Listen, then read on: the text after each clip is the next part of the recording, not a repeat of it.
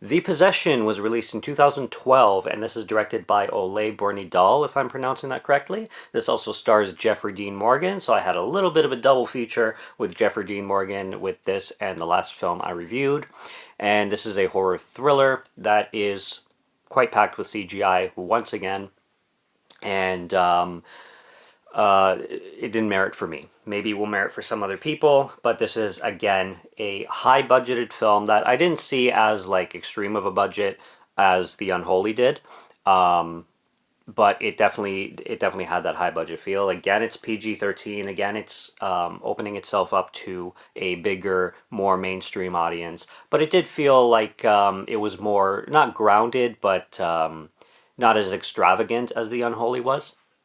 And we have another, basic possession movie that's apparently based on a true story, but I don't buy that what they portrayed in this movie was actually the true story that happened. If it was based on anything, I don't know.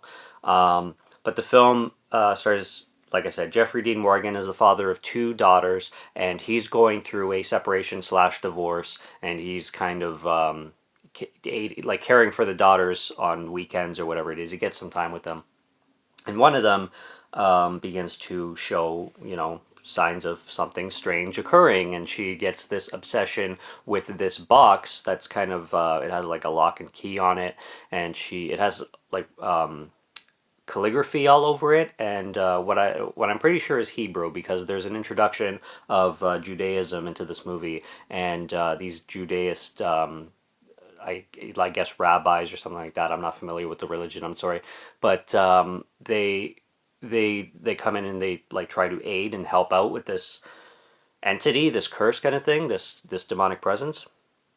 But this box, it was shown at the beginning of the movie too, where this woman has this box and she goes to open it or something, and then she starts playing some music, and she seemingly has a stroke before she can open the box, and her face is drooping and she falls over, and then she like, you know her bones go in weird directions, and she starts going all demonic and stuff. It's all CGI, like I said, so there's no horror to these movies, at least for me, and I don't see how something like this could scare somebody. But Jeffrey Dean Morgan, always, I like him as an actor. He has this kind of Javier Bardem look to him. And he plays like that cool dad. Like, he's really good at playing that cool dad that, we all know, that dad that everybody can relate to. That dad that is, not the old, outdated, like, uneducated kind of dad. He's that cool, down-to-earth, relatable dad. He plays that well. And it's the younger daughter of his that starts to, get cursed and demonic and stuff like that. And then the film starts to play out in a way that this demonic presence that's taking over the daughter is kind of giving reason to suggest that the dad is abusive, and then it goes into like a court dealership.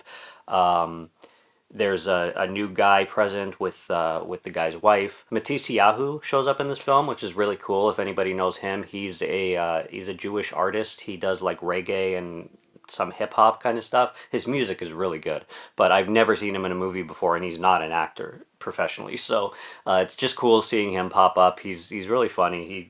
He's you can tell he's not an actor. He's just kind of doing what he's told to do kind of thing and going by the lines, and he plays a rabbi himself, so he's there mainly for the exorcisms part of the film. But it's just cool to see him because, like I said, I've always listened to his music but never seen him in a movie. So and then there's just the CGI, man. The CGI is what just the cheap effect. And again, I said this in the last review, I don't fucking understand who is sitting behind the scenes watching this on camera or watching this post and be like, oh my god, that's gonna scare the shit out of everybody. This is gonna scare the shit out of everybody. Sorry, I'm talking too fast and I'm slurring over my words. But like, there's a scene where the fucking stepdad or boyfriend, whoever he is, the little girl is staring at him and doing her demonic stuff, and he starts to lose his teeth, and he's just like, oh, and his teeth are all falling out, and I'm like, how? I started laughing. I'm like, who in the theater is gonna be like, oh my god, that's so scary? Are you serious? This is a fucking comedy. And then there's this other scene too, I'm not spoiling anything. I'm just giving the gist of stuff. Where there's a scene that takes place in the garage, and the little girl is doing her demonic shit again, and she starts to kind of heave, like throw up. She's about to throw up, and her face morphs into these like, you know, creepy images, but they're not creepy. They're hilarious because the CGI is so bad, and it's just ridiculous. The effects are so ridiculous that I don't know who's sitting there being like, yeah, this is going to be really creepy, because obviously the marketing for this film is fully thriller horror. There's no comedy to this.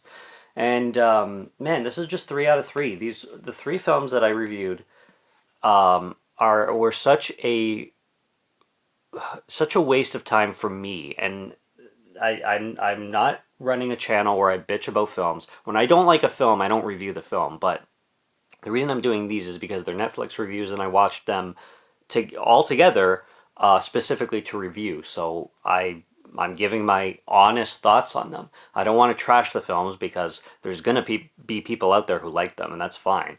But for me, I'm talking just for Dexter, just Dexter alone. It didn't work for me. It's not scary. I don't know. I can't understand what there is to enjoy about this film, especially when you're going into it to be scared, to be creeped out, all that. It just didn't work for me, and it's as simple as that. For all the reasons I described, Jeffrey Dean Morgan gives it his all, and I like him as an actor, but he can't save I'm gonna say cheap horror movie like this. Although, you know, these are the kind of films that they push to wider audiences, which I can understand why they would aim that way, but they just don't work. It's as simple as that. For me, again.